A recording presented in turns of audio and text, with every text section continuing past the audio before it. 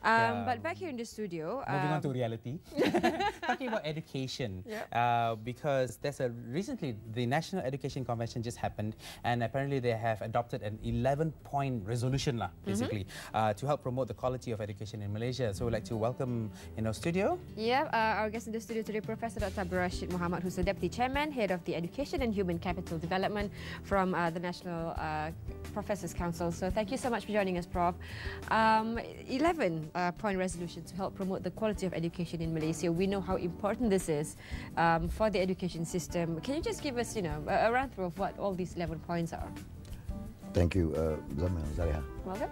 Assalamualaikum warahmatullahi wabarakatuh. Salam sejahtera. As you said, it happened last month. There are 11 points in the resolution. Basically, the 11 points are equal access to quality education based on international standards. That's one. The second thing is ensuring that each student is fluent in Bahasa Malaysia, in English, and another language, preferably a language that is spoken locally, perhaps Mandarin or Tamil. The third thing is developing values in Malaysians. Value developed Malaysians. Yeah? Fourth thing is to ensure that education, teaching is a profession of choice. And fifthly, it's ensuring the high-performing leaders in every school. And also to empower the state education department, all the schools, in fact, to solve local problems as their needs basis. And the seventh thing is to leverage information and communication technology to enhance the quality of learning throughout Malaysia, and also to improve the service deliveries of the Ministry of Education, its capacities and its capabilities, and also to collaborate with parents, communities, and private sector, and all other stakeholders, and to ensure a good system. And also to maximize students' learning outcomes. This is in a way that every dollar we spend must be accounted for. And to improve transparency, and for public accountability. These are the 11 resolutions we brought up. Now we're talking about the equal access, trying to bridge the gap between the rural schools and the urban schools. What, in your personal opinion, what should actually sit at the top of the list to ensure that this can actually be materialized?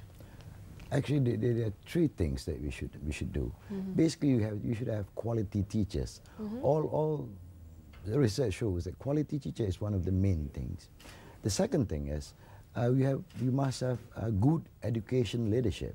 And thirdly, there must be a good plan. And this is what the blueprint is all about.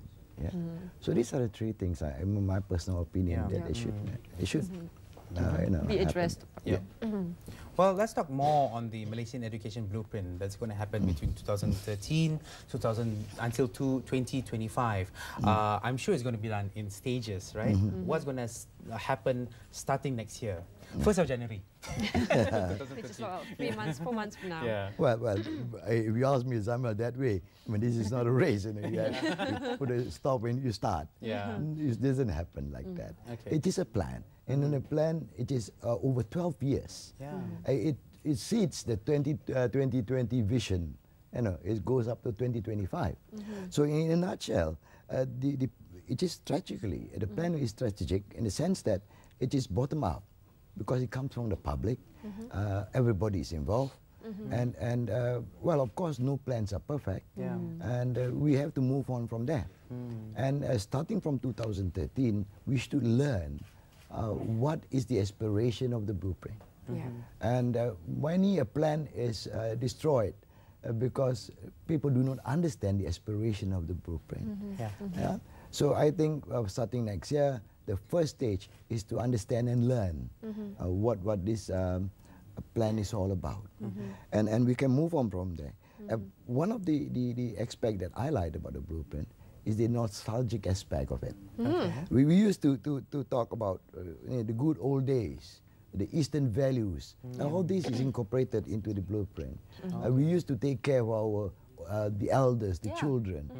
But lately we see a lot on TV, children being abandoned and all that. So these values needs to be reinstated. But at the same time, the blueprint also considers the future needs of the student, the needs of the global citizenship. So this is a combination of the values and the needs, actually. And this calls for a huge responsibility shouldered by the council as well. So what do you see your role and your peers in this? Well, the council needs to basically think that it cannot work by itself. The council, when you talk about the council, you're talking about the Malaysian, the Majlis Profesor Negara. Zamir was asking me as to how you translate that. Basically, it's a Malaysian Professional Council. You know, so the Malaysian Professional Council should not cut corners.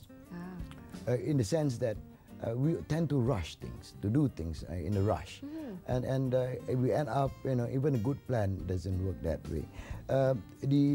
We should reflect on it. As I said, far too often we rush into things without proper planning and considerations of certain things. You know, this blueprint has been deliberated and considered, and by many people, and therefore I think it's enough said. Now it's time to work. Secondly, the Majlis Profesor Negara has the responsibility to bring all parties together. This is their responsibility. It is established as a pemikir negara, the thinkers of the country. And therefore it is a responsibility to bring people together. And I think that the things that they should be doing is to bring their knowledge and experiences to the public. This is where the Majlis Profesor Negara need to do. Thirdly, it needs to also be responsible because to put the Wawasan 2020 back on track. If you, I'm not sure you know this, but to have a developed nation status, we should have at least 60% of the students doing science and 40% of the students doing arts. But currently, we have not reached that stage. We are hardly about 40% on the science students.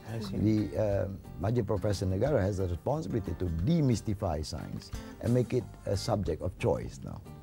And finally, I think MPN also needs to get the public universities, you know, to conduct more studies and to provide its expertise to the schools, because the schools cannot be just left to the educators. There are a lot of things that these educators may not be able to do. For example, into issues of health, issues of construction of buildings of the schools, for example. This the other academician needs to take part.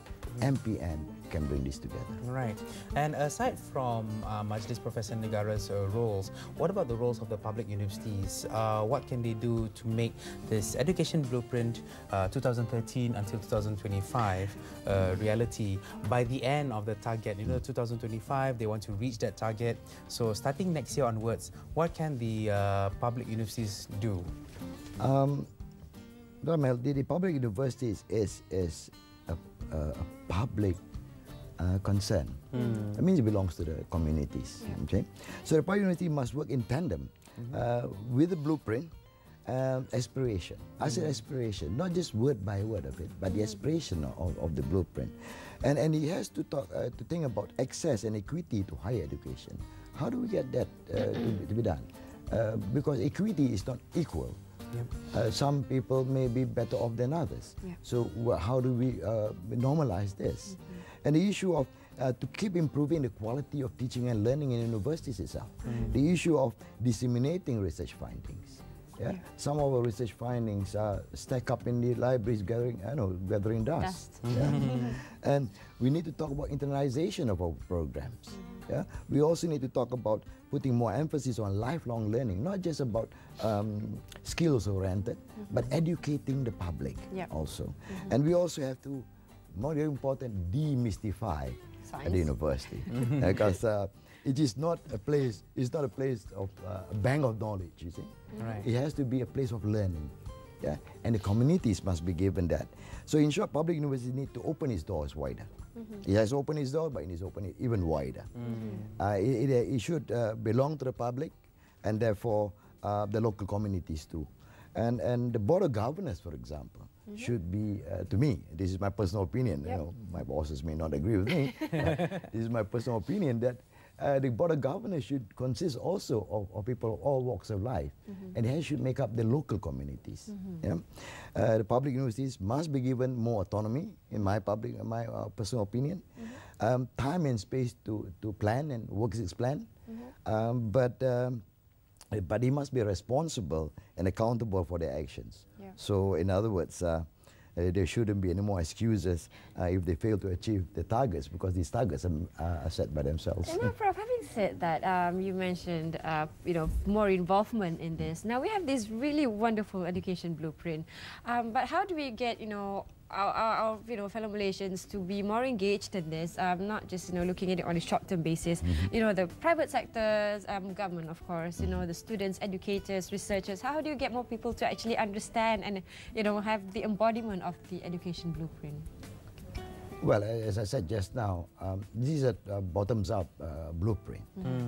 The Ministry of Education has gone to the grassroots. They've gone and get people's opinion and all that. Of course, you cannot accommodate everybody's opinion. You have to analyze and get perhaps the common dominators and put things into work. So at the initial stage, it's very important that we get the public opinion on this.